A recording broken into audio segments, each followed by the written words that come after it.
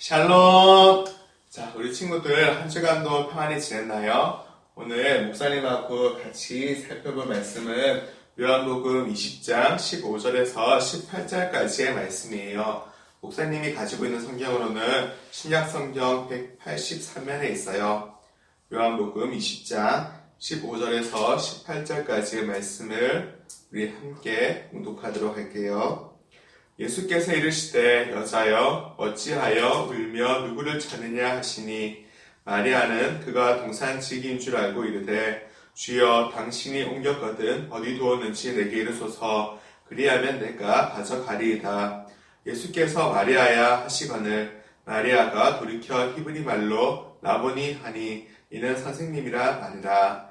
예수께서 이르시되 나를 붙들지 말라. 내가 아직 아버지께로 올라가지 아니하였노라. 너는 내 형제들에게 가서 이르되 내가 내 아버지 곧 너희 아버지 내 하나님 곧 너희 하나님께로 올라간다 하라 하시니 막달라 마리아가 가서 제자들에게 내가 주를 보았다 하고 또 주께서 자기에게 이렇게 말씀하셨다 이르니라. 아멘. 우리 친구들 이제 고학년 친구들은 온라인 개학을 맞이하며 여러 가지로 분주했을 거라고 생각이 돼요. 오늘은 예수님이 부활하시기까지 어떤 일들이 있었는지 목사님과 방금 읽었던 말씀을 통해서 같이 살펴보도록 할 거예요. 지난 시간에 목사님이 우리 친구들에게 보여줬던 조그만 씨앗 기억나나요? 대추 여자 씨앗이라는 건데 바로 이렇게 조그만한 씨앗이에요. 이렇게 조그만한 씨앗이었는데 이 씨앗은 예수님이 십자가에 달리신 무렵에 우리 시간으로 지금 계산하게 되면은 약 2000년 전에 굉장히 오래된 시간이죠. 2000년 전에 살았던 그 식물의 씨앗이에요. 그런데 이 씨앗을 다시 땅에 심고 물을 주자 조금씩 싹이 돋고 자라나기 시작했어요. 상식적으로 우리가 생각할 때는 너무나 오랜 시간이 지났기 때문에 다시 자란다는 것은 거의 불가능에 가까웠어요. 그러나 그 안에 생명이 있기 때문에 그 씨앗이 다시 살아나는 기적을 우리는 지난 시간 살펴볼 수 있게 되었어요.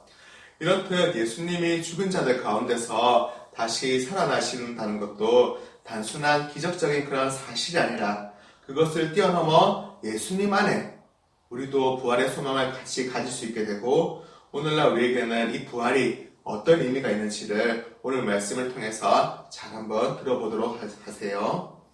예수님이 이 땅에 계시면서 죽은 자도 살리시고 아픈 자들을 치유하여 주시자 많은 사람들이 예수님이 가시는 곳에 함께 가고 예수님을 따라다니기 시작했어요.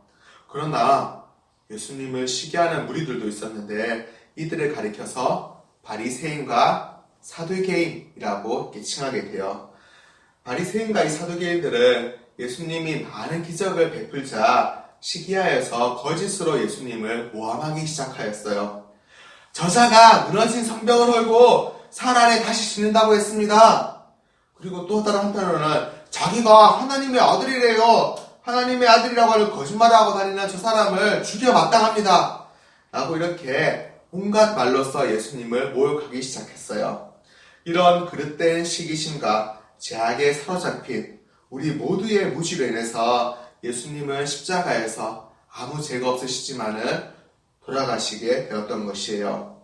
죽은 사람도 살리셨던 예수님께서 십자가에서 마지막을 맞이하시게 되자 예수님을 따랐던 사람들의 마음에도 이내 우리도 저렇게 예수님을 따라다니다가 죽게 되면 어떡하지? 라고 하는 그런 두려움이 마음속에 싹트기 시작했어요. 심지어는 예수님을 가장 믿고 예수님과 함께 사역하면서 예수님 곁에 있었던 제자들마저도 이제는 다 뿔뿔이 흩어지게 되었어요. 예수님의 장례가 끝난 후 시간이 흘러서 하루, 이틀, 사흘이 지나게 되고 예수님께서 말씀하신 약속의 3일, 며칠 뒤라고요? 맞아요. 대답 참 잘했어요. 우리 친구들 3일이에요. 3일 뒤에 막달라 마리아가 예수님의 무덤에 찾아갔어요. 그것을 방문하자 깜짝 놀랄만한 일이 벌어졌어요. 자, 어떤 일이 벌어졌길래 마리아가 깜짝 놀라게 되었을까요? 앞에 우리가 그림을 한번 보도록 할게요. 여기는 예수님께서 장사되신 무덤이에요. 그런데 예수님이 안치되셨던 이 무덤의 돌문이 어떻게 되어 있나요? 무덤의 돌문이 활짝 열려 있어요. 시신이 누우셨던 자리에는 예수님의 시신은 온데가 되었고 머리와 다리 편에는 흰옷 입은 두 천사가 앉아 있었어요. 그리고 그 뒤편에 예수님이 계시고 예수님께서는 무덤을 찾아온 마리아에게 이렇게 외치셨어요. 17절의 말씀이에요. 이 본문 17절의 말씀을 같이 다시 큰 목소리로 봉독하도록 하겠습니다. 하나, 둘, 셋. 예수께서 이르시되 나를 붙들지 말라. 내가 아직 아버지께로 올라가지 아니하였노라. 너는 내 형제들에게 가서 이르되 내가 내 아버지 곧 너희 아버지 내 하나님 곧 너희 하나님께로 올라간다 하라 하시니. 아멘. 이렇게 마리아는 부활하신 예수님을 만나 부활의 첫 증인이 되었어요.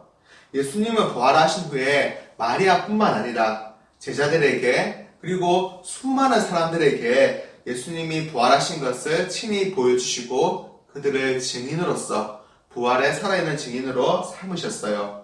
증인이라는 것은 어떤 사람들인가요? 자신이 보고 듣고 한 그것을 그대로 전하는 사람이 바로 증인이에요. 우리도 이제 이 소식을 들었기 때문에 어떻게 해야 될까요? 이제 우리는 부활의 증인이 되었답니다. 예수님의 부활을 아직도 모르는 주변에 사람들이 있다면 친구들에게, 이웃들에게, 그들에게 이 기쁨의 소식을 알리는 것이 우리의 목적이랍니다. 마지막으로 목사님과 같이 큰 소리로 외쳐보도록 할게요. 예수님이 다시 살아나셨어요. 나는 예수님의 부활을 전하는 증인이 되겠어요. 아멘. 함께 기도하도록 할게요. 하나님 아버지, 오늘도 우리에게 하나님의 귀한 말씀을 통하셔서 예수님께서 죽은 자들 가운데 부활의 첫 소망이 되시고 우리도 그 첫 소망을 닮아 주님 안에서 영생을 얻을 수 있게 해주시니 너무나 감사드립니다. 우리가 말씀을 통하여서 들을 예수님의 그 부활을 우리의 마음으로 믿어 의에 이르게 하여 주시고 우리가 날마다 부활의 증인의 삶을 감당할 수 있는 지혜와 용기를 허락하여 주세요. 우리 친구들이 이제 계약을 하여서 학업 중에 있습니다. 친구들에게 지혜를 더하여 주시고 날마다 주님을 알아가는 것이 가장 큰 지식이요 기쁨인 줄로 믿고 따라갈 수 있는 굳건한 믿음을 허락하여 주셔서 언제나 우리를 구원하여 주시고 함께해 주시는 예수님의 이름으로 기도드립니다. 아멘. 자, 우리 친구들 또 다음 주에 보도록 할게요.